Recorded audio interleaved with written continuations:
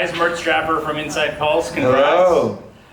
This question is to you both. Do you feel like Blake having 3 artists in the finale sort of worked against him, like his fan base sort of cut into each other?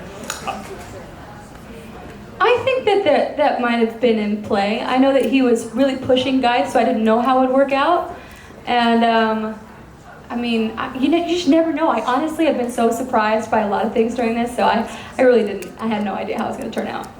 Yeah, I mean, Blake's fan base is very strong, and the country fan base that watches The Voice is very strong, and they've been voting a lot and supporting a lot of his artists, and there was a lot of great competition. I really thought the finale yesterday was fantastic. A lot of really great performances by all 4 artists, but I did think it probably gave us a little bit of advantage to stand out from the crowd, be the only woman, the only non-country artist.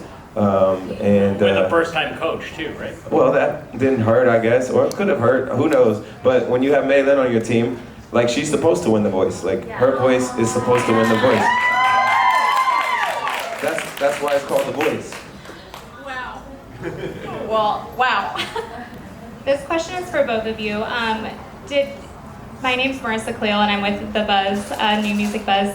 But you guys, did you hit it off instantly? Because both of you have such powerful, soulful voices. Did you guys have immediate chemistry? Yeah. I thought we did. Absolutely. I think that, I knew going into it how much I respected him as an artist, so I went in with very professional mindset, and he's so relaxed and easy to talk to. I think he could be friends with anybody, but I think also, as far as working on music together, we were right eye to eye. I just love her work ethic, her attention to detail,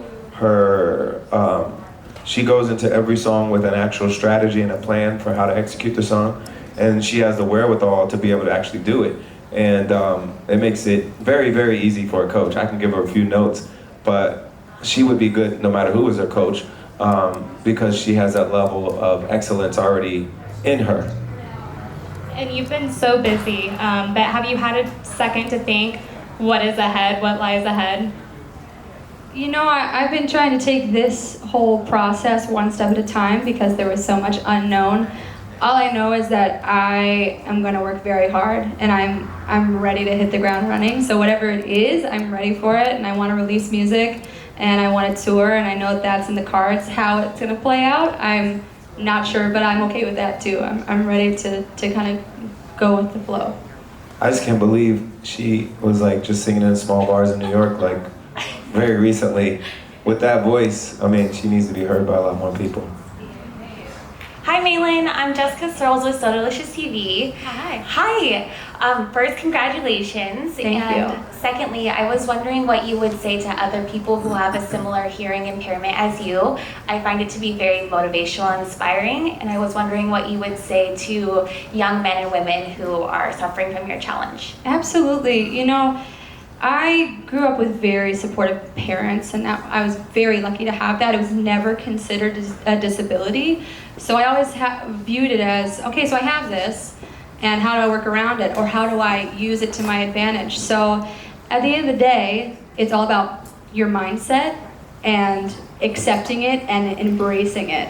Do you think it's helped you in some way? Oddly enough, there have been times when it has helped me, and I go off of, sometimes when I can't hear myself, I go off of feeling. And there were times when I couldn't hear anything because I had never used in-ears before, and that was very difficult for me, and getting used to that and having the crowd be so loud. And so I went based off of feeling and finding my pitch based off of that. So in the end, I think it ended up being an advantage sometimes. You're amazing, Maelyn. Thank you. Thank you so much. Hi, I'm Emily with Us Weekly. Congratulations. Hello, thank you. I was just wondering if you spent a lot of time with John and his family, and then John, what do your kids think of the show, and do they watch it? Do they even know you're famous? All that stuff. I have not met his family yet. I gotta work on that. When are you leaving town? Because we gotta have a hangout session. Yeah. We'll have your family come over and hang out. That's on camera. You all have that. Yes. We'll do it. We'll make sure it happens. Chrissy's very excited. She had me texting her because, we're on the West Coast and we don't get to see it live on television. And she was asking me, when do they announce? When do they announce? And then I was like, Maelyn and Guy are the only ones left. And she's like, come on, this is killing me. This is our WhatsApp exchange. And finally, I was able to tell her we won. She's very excited. Hi, I'm Elisa with Country here. Hello. Hi, congratulations. Question for both of you. Maelyn, we'll start with you. What advantages and disadvantages did you think you had with John, considering it was his first season? I think it was nothing but advantages for me. I know that he was fresh to it and that he'd be excited, and he absolutely was. And he has so much knowledge, and he's a storyteller, and I so connected with him before I even got on the show, and I knew that I wanted to work with him. And I think the advantages were that he knew how to pick songs for me, and he knew, once he heard my voice, he knew what would work, and sometimes suggested things that I wouldn't have done, and then they ended up being moments for me. And it's because he has that knowledge. And he said I could have, done well with any coach, but the truth is, those song choices are everything. So, yeah. And then John, how is coaching on The Voice different than you thought it would be? Right here. Oh, there. Oh, I was right there. Same person. Okay. Still me. Well, there were some elements that I expected, but I didn't expect to have my heart broken so much too, because you start working with people and they're gone very quickly. Like very early in the show, you start losing people that you were excited to work with. And so I think that's probably the hardest part. And then there was a new element this year with the cross battles, and I think that threw all the coaches because no one had done it before. And that was difficult too, because we put the selection process into the hands of the fans even earlier than we've normally done it. And so everyone was a little thrown off by that. So yeah, it's heartbreaking when you lose people that you invest a lot of time into, and you see how heartbreaking it is for them. It's even, obviously it's worse for them than it is for us.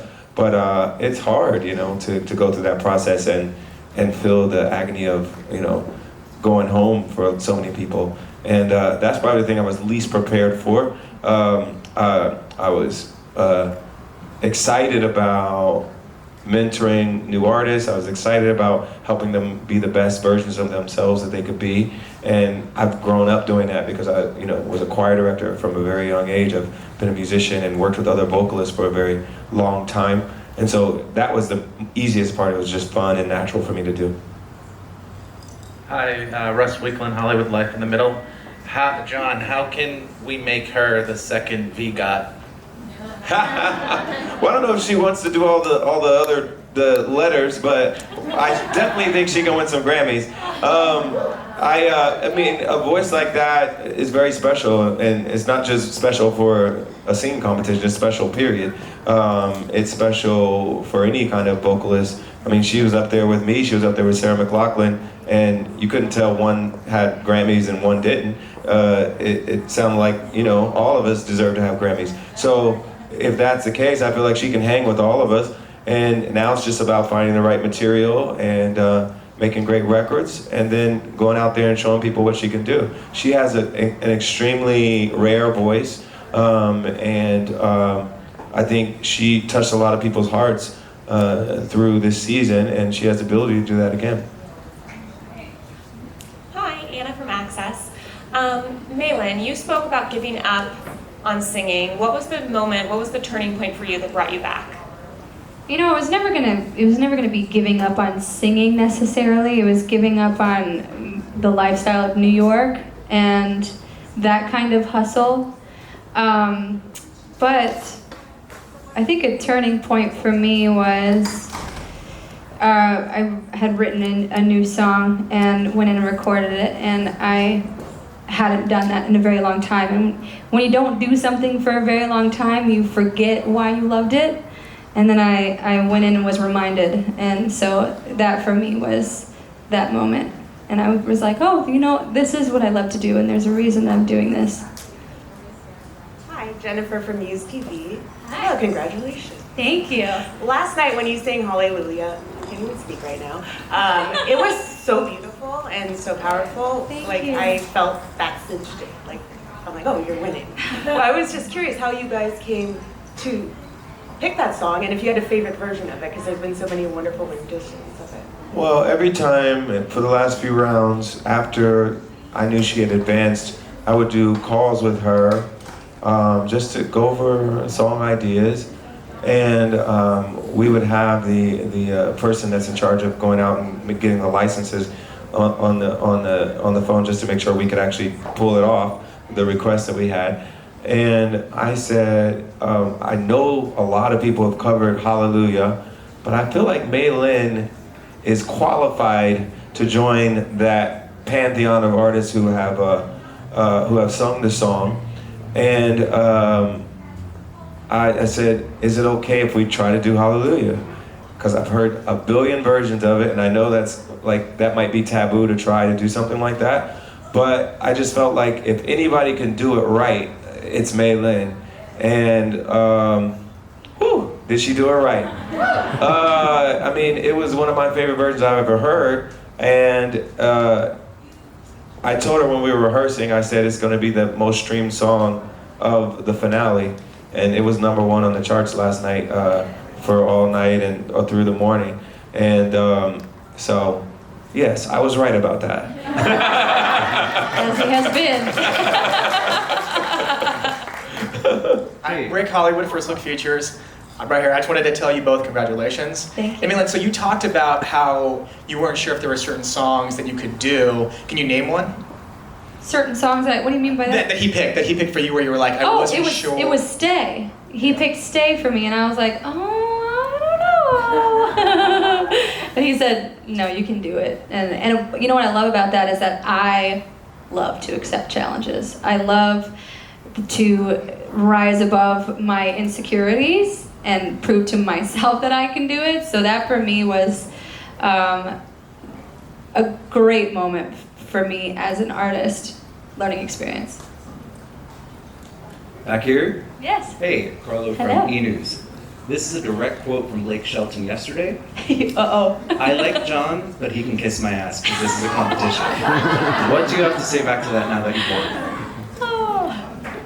Oh, Blake. You know, I really love Blake, and I really enjoyed getting to know him this year. He's a very arrogant bastard. But, I had this feeling that he was going to be the one kissing someone's ass after the show, and I was right once again. He's waiting. 2 more questions. Hi, it's Belinda from TV Music Network. I want to ask the both of you, your original song was in the top 5. Can you guys talk about selecting the song and the process of recording it? Absolutely. So that was actually, they sent me a few songs, and this singer-songwriter, Haley Warner, had a couple songs, and it was funny because there were 5 in there, and the 2 that she sent, I was like, it's one of those, because I connect with how she writes.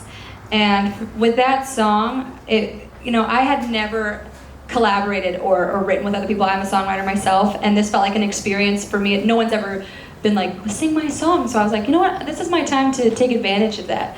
So I went for that, and I'm so glad that I did, because that song, I feel like I could have written it because it was very relevant to my relationship currently, and it sat really well in my voice, and I really felt it. And she is a cool chick, and she ended up showing up to my recording, which was so cool. She came in and she was very hands-on, and I got to record it with the guys who wrote it and originally engineered it. So it was a really awesome experience. I just had to approve it. They sent it to me. They was like, Maelyn likes this song, do you like it? I was like, oh yeah, she'll sound really great doing this. And she nailed it. It was also a little different from the stuff that I had done. So it was nice to change it up a little Yeah, I bit. think the tempo was good for her to change up, and it worked. I mean, and Guy did this too, to get an original song in the top 10 on iTunes is a challenge, because people kind of flock to things that are more familiar a lot of times, and for the original songs to do so well, I thought was a testament to their delivery of the songs, and also to Guy as a writer to get his song in the top 10. That's pretty awesome thing. there are a lot of, people that have been writing for a long time that haven't had that happen to them. And so it's pretty incredible. Last question. Hi, John. Hi, Maelyn. I'm Chanel for the New Music Buzz. And John, I want to know, what did you learn about yourself through this whole process as a judge to better yourself as an artist, being on like the other side? Oh, that's an interesting question. As an artist, I think it helps you think about song selection. I mean, that's something that we, that's what we do for a living, but I think this gives you another perspective when you think about song selection and writing and collaborating with other writers and just thinking about the kinds of songs that really have impact with people. I think it helps you kind of put that in perspective, and you see it from a lot of different approaches and different genres that may not be in your normal wheelhouse. So I think it's an instructive experience in that way. Thanks, everyone, and congrats again, Maelyn. Thank you, everybody. Yay!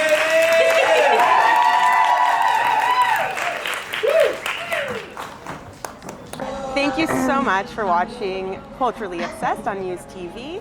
If you liked our video, give us a thumbs up, subscribe below, click that little bell to get notifications when we have new videos up, and watch these other really great videos we have.